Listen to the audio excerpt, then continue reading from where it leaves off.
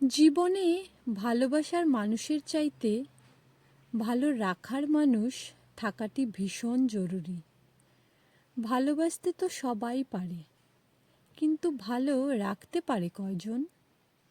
জীবনে ভালোবাসার মানুষের অভাব না হলেও ভালো রাখার মানুষের বড্ড অভাব। আমি তোমাকে ভালোবাসি, এই কথাটি দিব্যি করে যে কেউ ১০০ বার বলতে পারলেও আমি তোমাকে ভালো রাখবো, এই প্রতিশ্রুতিটি দেওয়ার মানুষ সবার জীবনে থাকে না। আর যার জীবনে একটি ভালো রাখার মানুষ থাকে, তার জীবনে আর অতিরিক্ত ভালোবাসার মানুষের দরকার পড়ে না। কারণ যেই মানুষটি ভালো রাখতে জানে, সেই মানুষটি সত্যিকারের ভালোবাসতে পারে। ভালোবাসার মানুষটিকে যদি ভালো রাখতেই না পারো, তাহলে তুমি তাকে কেমন ভালোবাসো?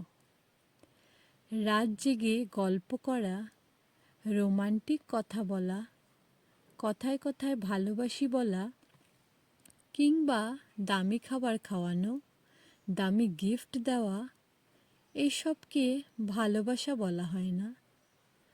ভালোবাসা মানে হলো যাকে ভালোবাসো তার ভালো রাখার দায়িত্ব নিজের হাতে তুলে নেওয়া।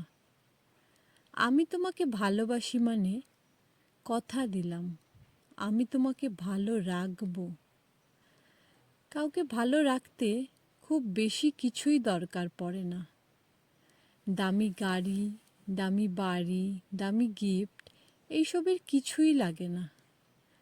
মানুষটি যদি তোমার সাথে থাকতে স্বচ্ছন্দ বোধ করে, তোমার সাথে থেকে নিজেকে হ্যাপি মনে করে, তোমার আন্তরিকতায় মুগ্ধতা প্রকাশ করে, তোমার কেয়ারে নিজেকে ধন্য মনে করে, তোমাকে বিশ্বাস করে নিশ্চিন্তে ঘুমাতে পারে, তুমিহীনা নিঃসঙ্গ বা শূন্যতা অনুভব করে, তার মানেই মানুষটিকে তুমি ভালো রাখতে পেরেছ, মানুষটিকে তুমি পুরোপুরি ভালোবাসতে পেরেছ।